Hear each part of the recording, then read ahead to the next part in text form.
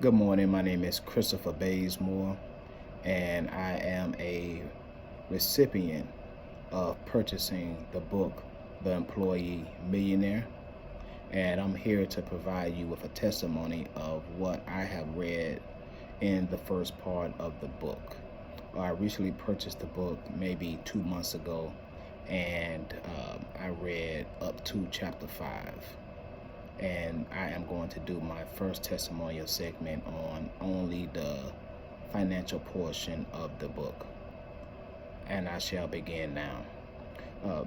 This is for anybody who wants to, this book is for anybody who wants to change their life.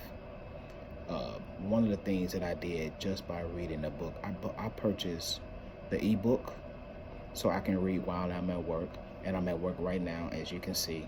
And that book is perfect for me, which is called The Employee Millionaire, to move from being an employee to owning your own real estate property. So let me go into detail. And I'm currently at work right now, so I'm using the principles.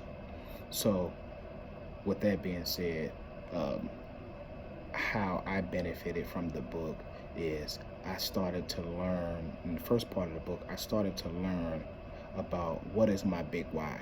Every day I always wrote down my goals of everything I wanted to do, and I walk around with this notebook. This notebook consists of everything I want to do daily, if you can see. So it's a very small notebook, and I always write down my tasks in the notebook. But when I saw in chapter 1, he talked about what is your big why, and everything that I wrote down on why am I going to work, why am I starting businesses, why am I working out, why am I pursuing all the dreams and ambitions that I wanted to achieve.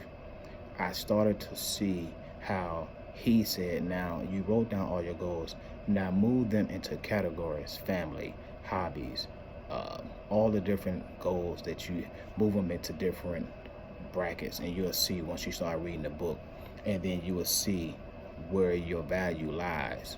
Once I moved from the big why, then I started learning, where are you at now? Take a look at yourself in the mirror, meaning your financials. So I have a wife, 2 kids. My wife doesn't work. She's a stay-at-home mom. My kids, I would say they're 4 and 2, at this time. So I brought that up to say we only have one income. So I had to look at my finances. And I told you I bought the book from Amazon for like 20 bucks. Then I purchased the audio book, so when I'm at work I could listen to it and be working.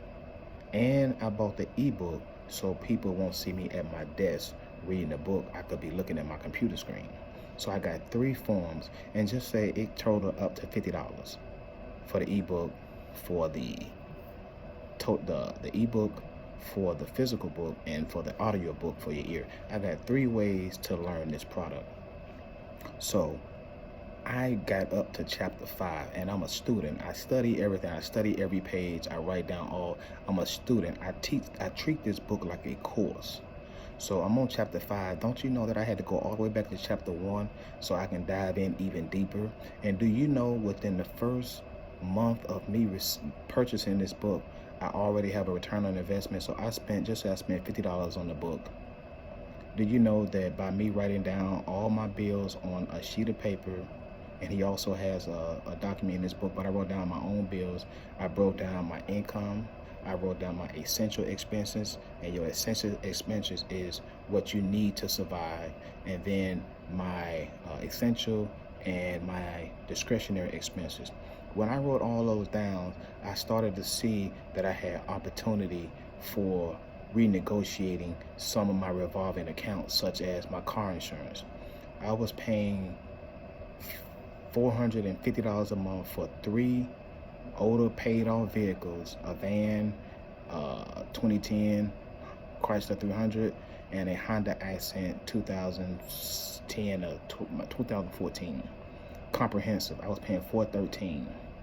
So I was talking to a friend. He said, man, I went with Allstate. So Allstate said, Chris, we can do the same policy you have now and move your properties over. And they charged me $220. So versus paying $430 a month, I paid $220 a month. So that's a $220 cost saving monthly. $200 a month, say times 12 or times 10, that's $2,000. So I spent $20, I spent $50, and I already saved $2,000 the first year, and that's on 5 chapters, 55 pages.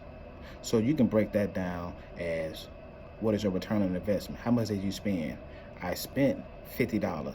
$50 divided into my return on it, my return, what I made. $50 divided into $2,000 the first year is what?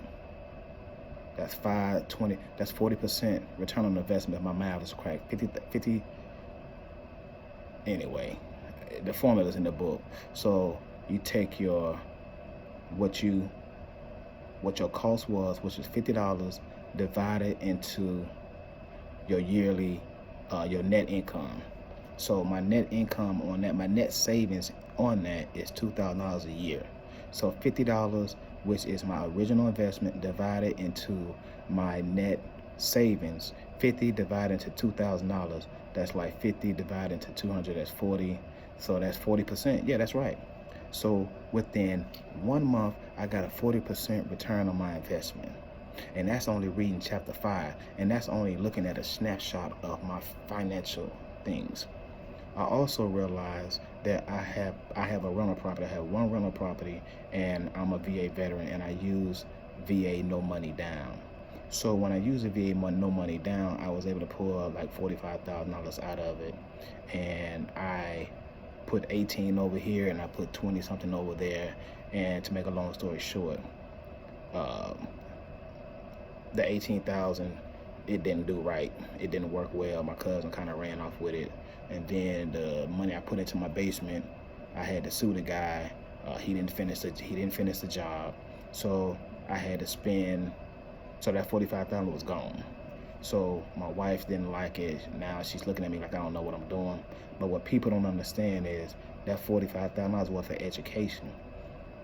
For me, you have people that go to college and spend upwards $200,000 for college, of at least $50,000 and up. Do you know that I bought that property with no money down? And listening to what HJ say in the book is called infinite return. I put no money down because when you're a VA veteran, you can use a VA loan. I think I put down like $3,000, and then they gave me the $3,000 back at closing. And then that was during the recession, where then Barack Obama still had the program where they gave you $10,000 to buy during this time. So I actually got $7,000 back. So I make, my mortgage is $900 a month, and the tenant, Section 8, is paying $1,800 a month. So that's $900 positive cash flow every month. So if you take $900 a month, or just say 1,000 times 12, that's $12,000 a year. So that's infinite return because I put no money down. And I pulled out $45,000. That was the bank's money. It wasn't my money. And I got a free education out of it. And it's an infinite return on my money. So it teaches you to not see failure as a loss. Look at it as an education. How many people have went to college and does not use their degree? Or it take them years to maximize. I took a $45,000 hit, and I still made $18,000 a year on a hit. Also, income producing assets, non-income producing assets. It really, and I'm only just on chapter 5, and I can talk to you 10 minutes about what I have saved and where I'm going. So in conclusion, I recommend getting this book. This is the testimony of the first 5 chapters of what I read, the cost savings that I've received in return with 45% return on investment within chapter 5, just up to chapter 5. And now when you go into the later chapters, start talking about building a team, and I kind of went back to chapter 1 because I really wanted to nail down this finance piece. And also what it does is it allows you to know exactly what you're spending, where it's going. Think about it. If somebody asks me, Chris, how much you pay for your insurance? Boom, this is how much I pay. Or when does it due? I know everything because I study the spreadsheet daily. I look at the spreadsheet daily, and I even got a debt plan that I have in place to power down debt and how to power down debt. And in 6 months, I'll be ready to purchase more properties. So in conclusion, I recommend getting the book, but don't just read it. I want you to take every page and treat it like a course. Like when you go to school, give yourself 2 or 3 months to read the book in detail so you can really dissect and have a full understanding where you can go out and train others. And when you train others, you become blessed as well. So in conclusion, my name is Chris Bazemore, and I see you at the top, signing off. Awesome.